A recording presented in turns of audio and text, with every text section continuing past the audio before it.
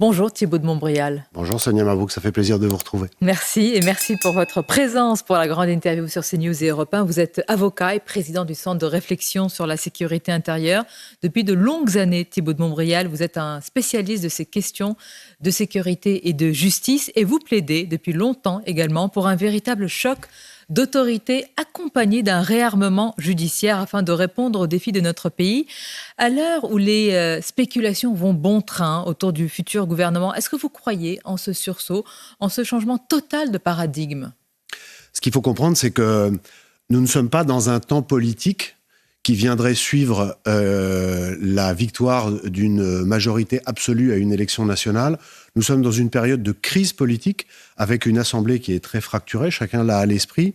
Et la question, c'est de savoir quelles sont les possibilités d'action pour éviter que les 3 ans qui viennent ne soient des années d'enquistement où les difficultés, et les difficultés en matière de sécurité, de justice et d'autorité en général sont nombreuses, viendraient se cumuler à celles déjà existantes. Donc je pense que c'est un moment qui est crucial parce que dans leur vote, l'écrasante majorité des Français, si on prend l'ensemble des partis qui proposaient des mesures d'autorité, une très large majorité de Français se sont exprimés en faveur du renforcement des questions d'autorité et de justice. Je pense que c'est un des défis du gouvernement de Michel Barnier, mais il ne faut pas s'attendre à des ruptures absolues. Et moi, j'ai toujours dit que dans des périodes où c'était politiquement difficile, il valait mieux une politique de petits pas dans la bonne direction qu'une abstention en se disant c'est pas assez bien, ça peut pas aller assez loin. Le choc d'autorité, je pense qu'un jour, il sera indispensable à notre pays, le plus vite sera le mieux, mais de prendre conscience de l'ampleur des difficultés et de prendre les mesures dans les mois qui viennent et les années qui viennent pour éviter un délitement supplémentaire, déjà, ce serait bien. D'autant que l'attente est très forte. La sécurité est un sujet transpartisan pour les Français, quel que soit, Thibaut de Montbrial, leur situation, leur origine, leur lieu d'habitation et même leurs convictions politiques. C'est ce que révèle notre sondage IFOP Europe 1 CNews et le JDD, selon lequel 84% des Français estiment que ce sujet doit être une priorité.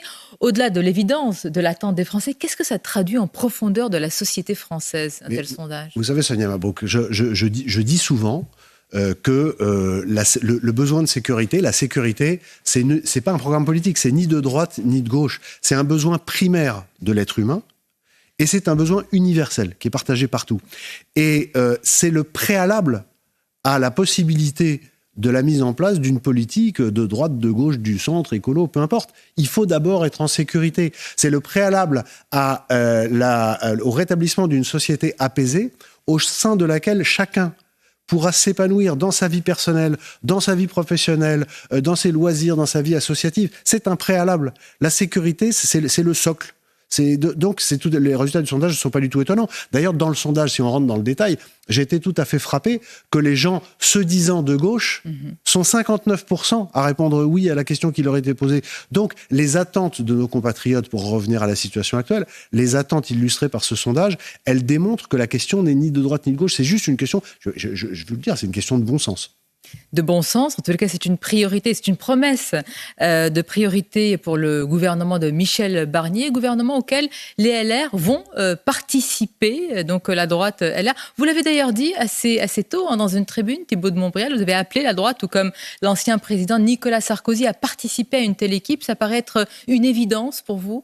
Mais oui, pour les raisons que j'ai expliquées au début de notre entretien, c'est-à-dire que nous sommes dans une situation de crise. On ne peut pas laisser la situation se dégrader. On ne peut pas prendre le risque de laisser l'extrême gauche, qui a essayé, vous savez, on peut répéter 1000 fois un mensonge, ça n'en fait pas une vérité, qui a essayé de faire croire qu'elle avait gagné, et il n'était pas question de fuir les responsabilités de la droite. On est dans les moments de crise, vous savez, c'est les caractères qui se révèlent, et on ne peut pas toujours trouver des excuses pour ne pas y aller. Et c'est pour ça que je l'ai dit dans les premiers, et moi je suis personnellement ravi et très rassuré que ce soit finalement Michel Barnier qui soit Premier ministre, parce que ses premières déclarations montrent qu'il a parfaitement perçu ses attentes et qu'il me semble avoir une détermination pour mettre en place un certain nombre de mesures que les Français attendent. On va en parler en détail de cette équipe qui s'esquisse et qui devrait être annoncée la semaine prochaine. Sur des exemples très précis, Thibaut de Montbrial, ce matin sur CNews et Europe 1, il y a des confessions choc. Celle du frère du terroriste d'Arras, celui qui a assassiné le professeur Dominique Bernard. Il a été entendu lors d'une expertise psychiatrique, et il a dit ceci, c'est ce que révèle Le Figaro. Ce sont ces phrases. « On n'avait rien à faire en France. lui et son frère qui a assassiné Dominique Bernard. On aurait dû partir, affirmant également que le travail n'a pas été fait, le travail de l'administration n'a pas été fait. Mais quand le frère du terroriste dit ça, quelle est la part de la responsabilité aujourd'hui politique et administrative ? Vous allez voir qu'il y en a qui vont dire que finalement c'est un garçon d'extrême droite de dire des choses pareilles. Non, j'ai tort de plaisanter parce que c'est un sujet qui est gravissime et là encore qui relève du bon sens. D'abord, le premier devoir d'un gouvernement, c'est de protéger sa population. Et en l'espèce, il est tout à fait évident que les règles d'accès à l'asile et ensuite de maintien sur le territoire ont été appliquées de façon très fragile. Je pense que, vous savez, il faut avoir aucun état d'âme. Le droit, c'est l'expression de la souveraineté d'un pays et il faut protéger la population.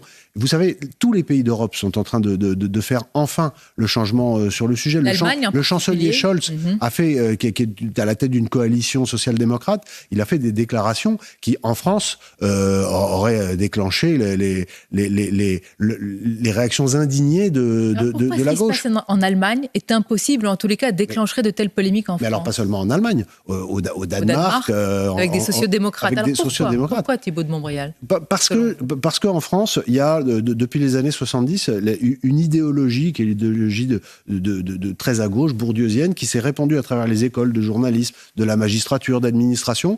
Et c'est chic de se penser dans le camp du bien. Et donc, vous avez une petite superstructure, j'adopte à mon tour le vocabulaire marxiste, mais il y a une petite superstructure qui est ultra minoritaire et qui ne représente qu'elle-même, et qui se considère l'arbitre des élégances et qui a longtemps terrorisé même les gens de droite. C'est-à-dire que d'être de droite, il y a l'hégémonie culturelle. Il y a une forme d'hégémonie culturelle. Alors c'est un petit peu en train de changer, mais il faut dire, vous savez, ce sont des sujets. Moi, j'insiste, c'est vraiment capital. Ce sont des sujets de souveraineté et qu'il faut aborder avec le plus grand calme. Ce ne sont pas des sujets passionnels, ce ne sont pas des sujets qu'il faut traiter à l'émotion, ce sont des sujets fondamentaux d'exercice de souveraineté par un État. C'est important ce que vous dites ce matin sur CNews et Europe 1. Évidemment, le responsable et le spécialiste des questions de sécurité voit cela avec le recul et l'expertise qui est la vôtre. Mais nous sommes aussi dans un pays où, par exemple, la veuve d'un gendarme, la veuve d'Éric Comines, a dit que c'était la France qui avait tué son mari. Elle a subi, Thibault de Montbrial, un véritable lynchage sur les réseaux sociaux. Elle a été menacée. Une telle phrase, très lourde de sens. La France a tué mon mari. Qu'en avez-vous pensé ? D'abord, cette affaire m'a bouleversé. Et ensuite, c'est pas un programme politique, c'est un cri du cœur. C'est le cri du cœur d'une veuve qui se retrouve avec deux filles du jour au lendemain, d'une seconde à l'autre même, suite à un acte perpétré par un individu qui avait multirécidiviste. Et ce que me disent, moi, depuis longtemps, les policiers et les gendarmes de tout niveau, vous savez, moi je parle des gens, depuis les gens qui sont dans les voitures, les gardiens de la paix, les simples gendarmes, jusqu'aux généraux ou aux commissaires généraux, c'est qu'il y a beaucoup de gens qui travaillent pour la sécurité de l'État, qui, en leur fort intérieur, pensent la même chose. Alors, dans les très hautes strates qui sont proches du pouvoir, où on fait très attention à ce qu'on dit, on a des éléments de langage, etc., on se dit, non, c'est pas possible. Mais la réalité, c'est que comment en est-on arrivé à ce qu'une partie de nos forces de sécurité intérieure et de leurs familles pensent ça ? Il est vraiment essentiel de poursuivre le travail. Gérald Darmanin a commencé, il a vraiment un Vous lui rendez souvent hommage. Oui, je lui rends. Il est sans doute sortant ou partant du ministère de l'Intérieur, de la place Beauvau. Il a accompli des choses qui sont structurelles. J'ai toujours essayé, et d'ailleurs régulièrement, avec vos invitations, à être intellectuellement honnête.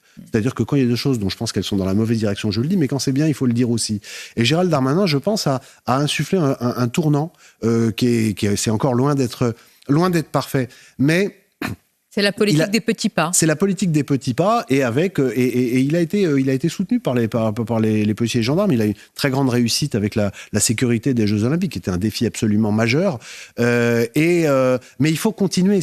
Vous savez, les déclarations de la femme de l'adjudant-chef Comines, c'est le fruit de 40 ans. Donc il faut continuer. Mais c'est pour ça que ce qu'on dit depuis le début, c'est-à-dire est-ce que va proposer Michel Barnier avec les nominations et ensuite surtout avec l'action, c'est absolument crucial parce qu'il ne faut surtout pas rompre ce fragile redémarrage. Ce que vous dites, si je vous comprends bien, les policiers, les gendarmes, enfin toutes ces personnes d'autorité sur le terrain, C'est cette attente du portrait robot du futur ministre de l'Intérieur également. Oui, et de tous les gens qui, d'une manière générale, vont concourir à la sécurité des Français, parce qu'on parle du ministre de l'Intérieur, mais le garde des Sceaux, c'est pareil. J'ai toujours dit que la chose indispensable, c'est d'avoir un binôme intérieur-justice qui marche ensemble, qui marche d'un même pas. C'est comme les deux jambes d'un même corps. Quand vous avez une qui part à une et l'autre... C'est pas un secret de polichinelle que de dire que pour vous, il ne marchait pas du tout ni du même rythme, ni du même pas entre Éric Dupond-Moretti et Gérald Darmanin. Alors, pas du tout, c'est peut-être excessif, mais au début, j'ai cru comprendre que ça avait été compliqué. Ça s'est arrangé à la fin.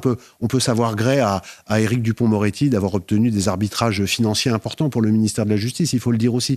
Mais c'est vrai qu'il y avait, culturellement, on a eu des gardes des Sceaux depuis 15 ans, qui ont beaucoup été catastrophiques. Christiane Taubira a fait perdre un temps considérable en refusant de façon dogmatique un service de renseignement pénitentiaire. Il faut d'ailleurs savoir rendre grâce à Jean-Jacques Urvoas, qui est un homme de gauche, qui est resté très peu de temps ministre à la fin du quinquennat de François Hollande, et qui, lui, a débloqué ce renseignement pénitentiaire qui, aujourd'hui, rend de grands services. Alors, est-ce qu'on pourrait avoir des personnalités de gauche à la tête de ces ministères éminemment régaliens, l'Intérieur ou la Justice? Est-ce qu'ils pourraient mener la politique des petits pas en faveur de ce choc d'autorité? Je vous ai dit tout à l'heure que la sécurité, la restauration de la sécurité dans l'intérêt des Français, c'était ni de droite ni de gauche. C'est une question d'état d'esprit, de compréhension des enjeux. Des gens qui sont dans la ligne de la gauche, que j'appelle la gauche républicaine, à mon sens, ont toute leur place dans la poursuite de la restauration de l'autorité. Alors il faut, je pense, accélérer un peu. Ce qu'il ne faut pas, si vous voulez, le pire, ce serait de tomber dans une histoire d'équilibre d'apothicaire et de prendre des gens qui sont porteurs d'une idéologie catastrophique. Votre mise en garde. Ça, je pense qu'il ne faut pas le faire. Après, de droite, de gauche, pour moi, ce n'est pas le sujet. C'est l'état d'esprit et c'est l'adhésion aux valeurs fondamentales dont on est en train de parler. L'adhésion, Thibault de Montbrial, aussi pour rapprocher la justice de nos concitoyens, de nous tous, de la population. Je vous donne un exemple. Hier, une décision de justice. Par exemple, on a appris que le chauffard de Valoris, qui a tué cette petite fille, Camilla, est resté en liberté. Alors, il est vrai, et on le précise sur CNews Europe 1, sous contrôle judiciaire strict, mais pas de détention provisoire en attendant son procès. Il y aura procès. Le père de la fillette a poussé, c'est tout à fait normal, un cri de colère et d'émotion. Est-ce que c'est compréhensible à vos yeux, une telle décision ? Pour toutes les raisons du monde, je ne vais pas commenter cette décision parce que je ne connais pas le dossier, parce que je connais trop la douleur des familles de victimes que j'accompagne régulièrement comme avocat. Ce que je veux en profiter pour vous dire, c'est que d'une manière générale, il y a des choses dont les Français considèrent, et je pense qu'ils ont raison, qu'elles ne fonctionnent plus. Et que dans les axes à venir du prochain garde des Sceaux, par exemple, il va y avoir un travail urgent qui a d'ailleurs déjà été commencé par le gouvernement de Gabriel Attal, sur la question de la justice des mineurs, et puis sur l'exécution des peines. Je pense que ce sont les deux grands axes à venir. Mais je reviens un instant au grand défi aussi pour le ministère de l'Intérieur.